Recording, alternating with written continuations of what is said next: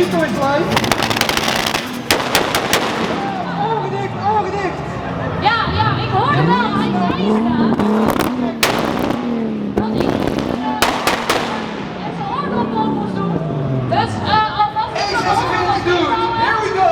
Ja, dat is wel even je oren wel een beetje.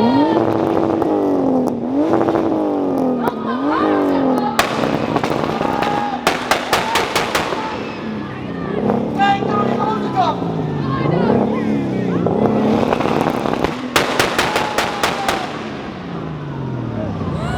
Jongens, laat je eens horen.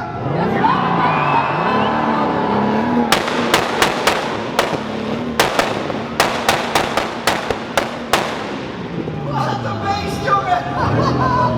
Ahoy, laat je horen van Mo.